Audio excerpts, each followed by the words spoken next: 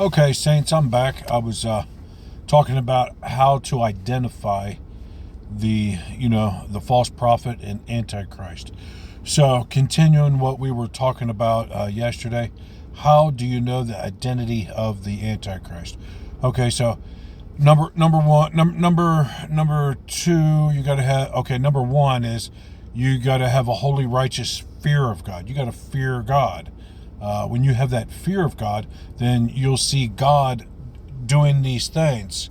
The severe weather, the floods, the droughts, the wildfires, the mass animal deaths.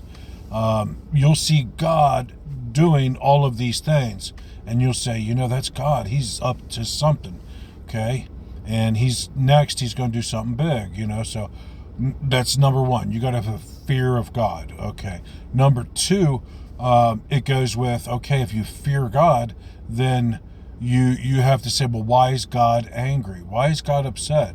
And then once you read the scriptures, and you find out, like in Leviticus 26, starting in verse 14 through 33, right now we're up to verse 26. So when you start meditating on the scriptures and you start going from verse 14, 15, 16, 17, all the way up to 26, you say, wow, that is God. He's been calling to us with all of these obvious signs, the severe weather, the mass animal deaths. Then you look in the other chapters, Hosea 4, Amos 4, talks about mass animal deaths, talks about floods in one city, droughts in another. So you say, wow, God is angry. He is calling to us. Well, why is he upset?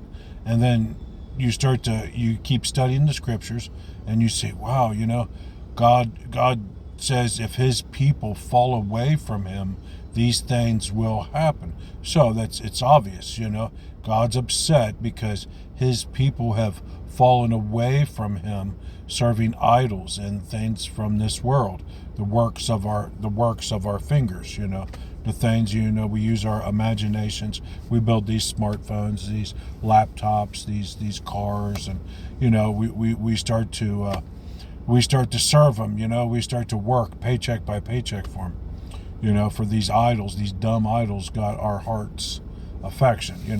So moving forward, okay, so number one, number two, and number three, if you start to understand, say, okay, so what's next? God's next judgments are, if you study the past pattern of God's judgments, it models what will happen next. So if you take the Old Testament, say you take the Old Testament and you take the book of Revelation, and you put it together, it's got to be like a copy, an exact copy of what God did in the past, he's going to do in the future. So God is the same. He's perfect yesterday, today, tomorrow. So what he did in the past is exactly what he's going to do today and tomorrow. Yeah, God is perfect.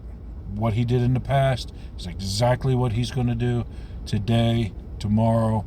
It's exact copy. So the whole book of Revelation with its artistic expressions of speech. Isaiah had a lot of those artistic expressions of speech, but often God will use the natural things that happens, like a hurricane or like a storm or something. He'll use those natural things, and he'll call to us, and he'll say, hey, I've been calling to you, and then, a war will start, and don't confuse that with God's not in control. God is always in control. Every single little detail, God, he knows about it. Either he orchestrated it or he did it. It's God's will, it's God's plan. So, moving forward to number three. Okay, so you have to look and read the text. You got to meditate on the text, the scriptures, and you got to say, okay, so what would number three be? How do you identify the false prophet and the antichrist in these end times? So the next thing, how you identify them, is it would have to be like God's will. Okay, so God will no longer allow the wicked to triumph. Okay, so God will judge the wicked for spilling like innocent blood. God will judge the wicked because they're unrepentant. So you have to say, okay, it has something to do with war. Okay?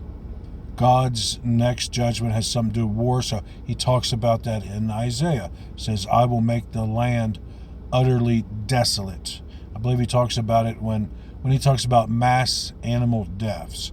He talks about, I will utterly destroy. I will make the land utterly desolate.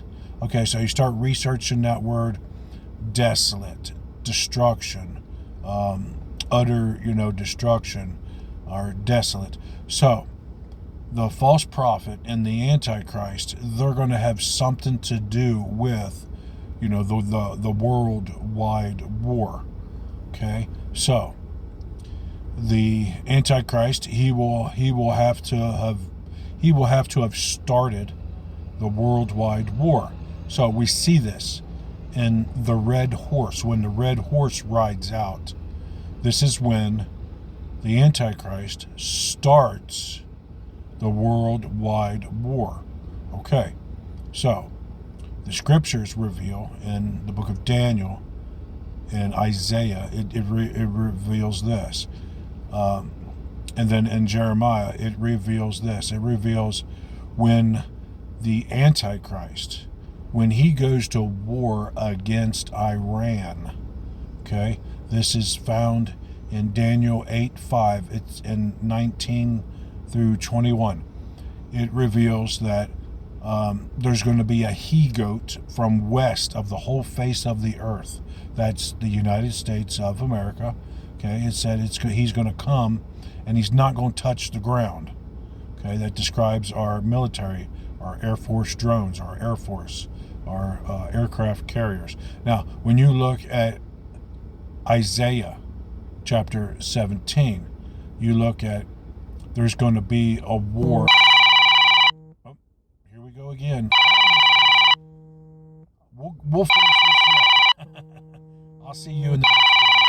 Subscribe to learn more.